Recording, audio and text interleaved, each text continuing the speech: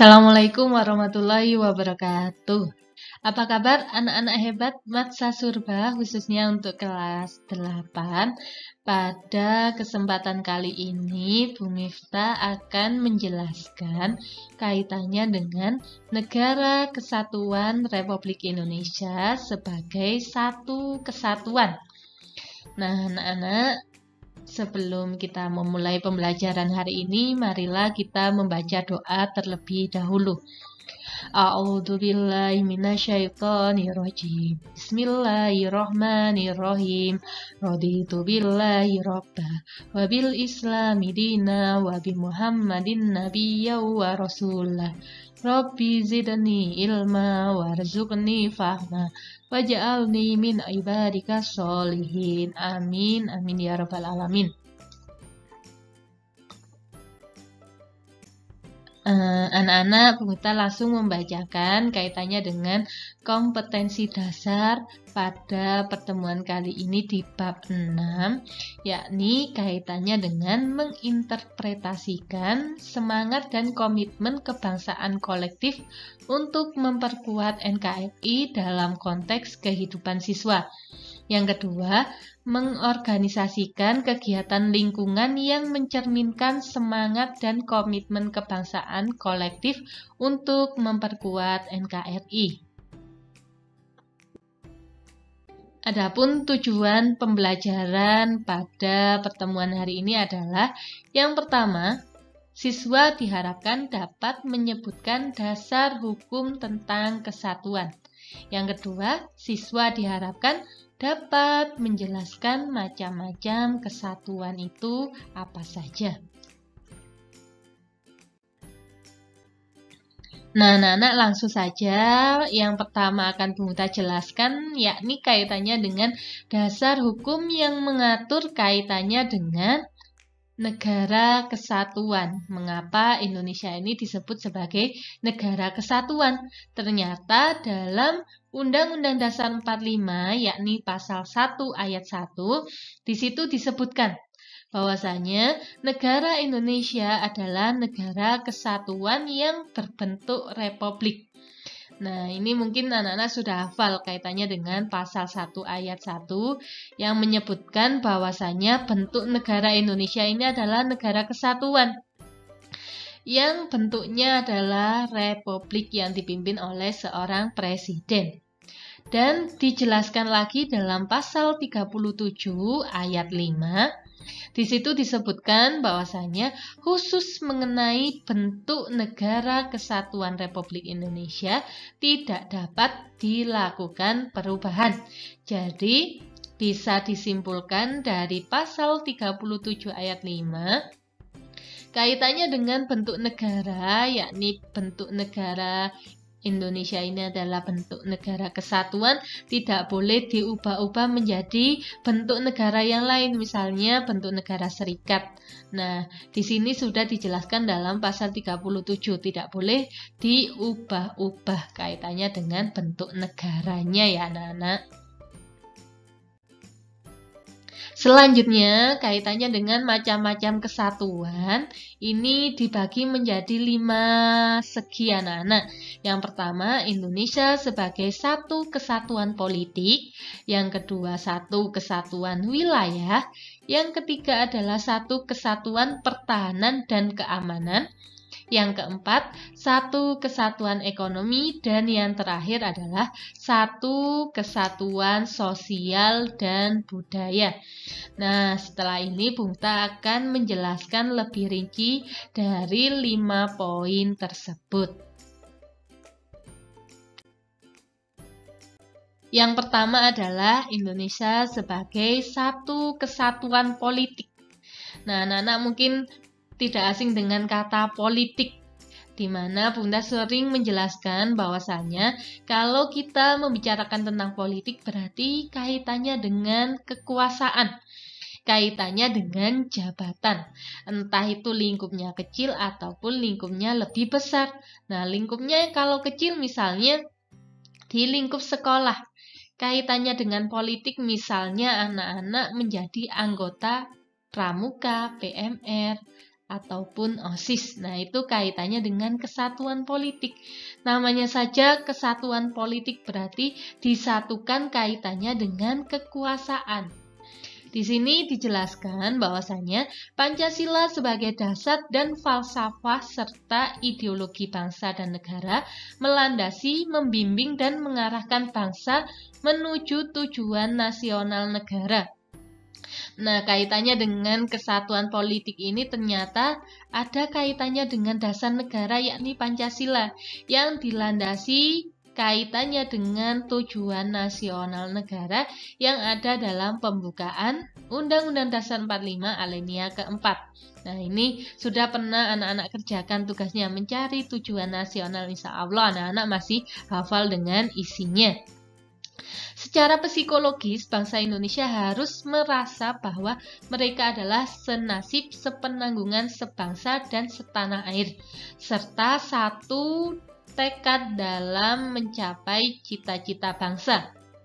Nah, ini ada kaitannya dengan kekuasaan anak-anak, ada kaitannya dengan kesatuan politik, di mana semuanya merasakan apa yang dirasakan oleh bangsa Indonesia, sehingga ketika disatukan kaitannya dengan pemilihan umum, kaitannya dengan pemilihan kepala daerah misalnya, harus disatukan misinya, bahwasanya Indonesia ini memang membutuhkan satu pemimpin yang harus didemokrasikan, misalnya seperti itu.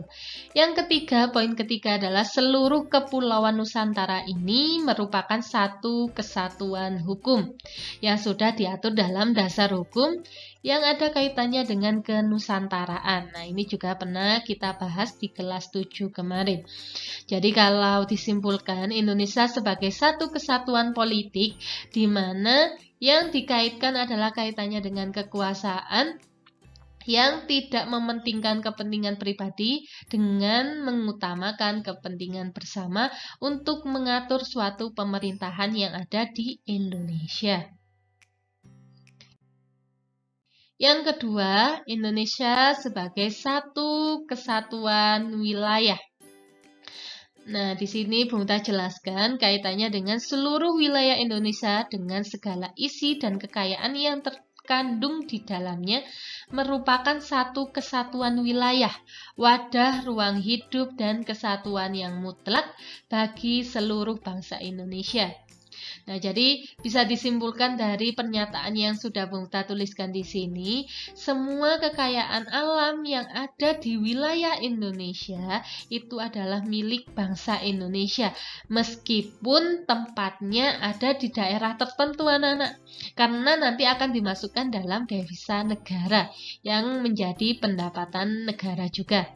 Nah, makanya di sini Bung Ta tuliskan ini menjadi modal dan milik bersama bangsa.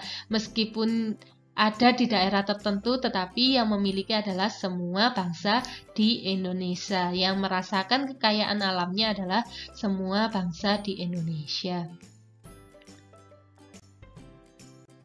Yang ketiga, Indonesia sebagai satu kesatuan pertahanan dan keamanan. Nah, ini berarti kaitannya dengan keamanan yang ada di Indonesia. Di sini Bung Ta jelaskan, setiap warga negara memiliki hak dan kewajiban yang sama dalam rangka membela negara dan bangsa. Setiap ancaman terhadap suatu pulau atau suatu daerah pada hakikatnya merupakan ancaman terhadap seluruh bangsa Indonesia. Nah, di sini kenapa kok dijadikan satu pertahanan dan keamanan? Karena itu adalah kewajibannya semua warga negara Indonesia. Seperti yang tercantum dalam pasal 27 dan pasal 30 kemarin. Nah, itu ada kaitannya dengan hak dan kewajiban sebagai warga negara untuk membela negara dan mempertahankan negara Indonesia. Yang keempat, Indonesia sebagai satu kesatuan ekonomi. Nah, ada kaitannya dengan wilayah tadi anak-anak, bahwasanya kekayaan wilayah Nusantara, baik itu secara potensial maupun efektif, adalah modal dan milik bersama bangsa. Keperluan hidup sehari-hari harus tersedia merata di seluruh wilayah tanah air. Tidak ada alasan untuk lebih mementingkan daerah tertentu.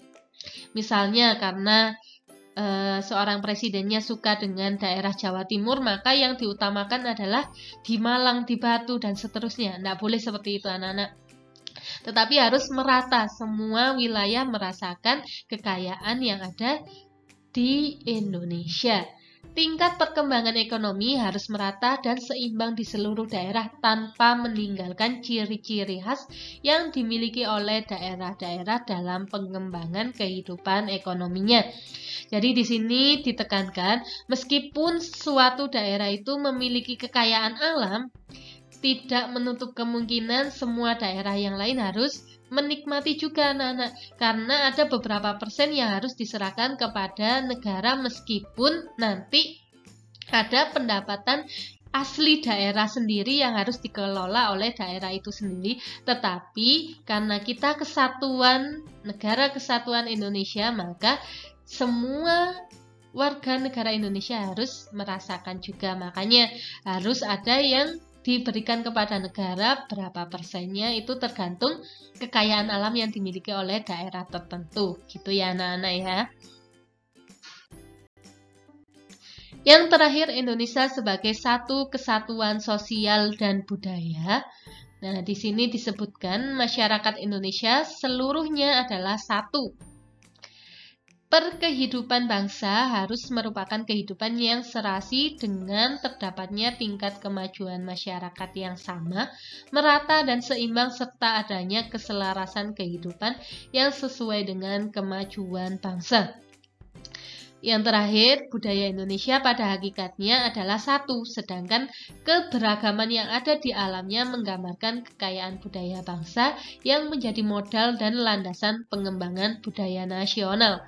Jadi kalau tadi ekonomi kaitannya dengan kekayaan alam, kalau sosial budaya adalah kebudayaan, kesenian yang dimiliki setiap daerah pasti berbeda-beda anak-anak. Nah, ini tidak dimiliki oleh daerah itu sendiri, tetapi menjadi ciri khas atau keberagaman yang ada di Indonesia, yang memberikan ciri khas bahwa bangsa Indonesia ini memiliki misal reok Ponorogo, tari topeng misalnya, dan seterusnya anak-anak. Nah, ini contoh kesatuan sosial meskipun dimiliki oleh daerah tertentu. Anak-anak, untuk tugas hari ini sedikit berbeda ya. Jadi ada 5 soal yang bentuknya adalah teka-teki silang. Untuk soalnya Bu Miftah bacakan. Anak-anak boleh mencatat dulu soalnya, lalu membuat kotak seperti yang Bu Miftah gambarkan di PPT hari ini ya. Insya Allah gampang, kotaknya juga tidak terlalu banyak, soalnya juga hanya 5 soal. Nah, soal yang pertama, ini ada 4 kotak mendatar. Negara Kesatuan Republik Indonesia. Yang kedua, ada 6 kotak. Soalnya adalah manusia adalah makhluk titik-titik-titik yang tidak bisa hidup sendiri tanpa bantuan orang lain. Nah, untuk nomor 3, ini ada 7 kotak, yakni soalnya adalah nama lain dari kekuasaan.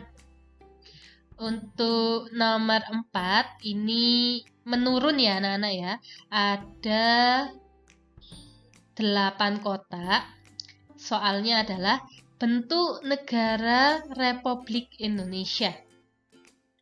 Dan nomor 5 ini menurun,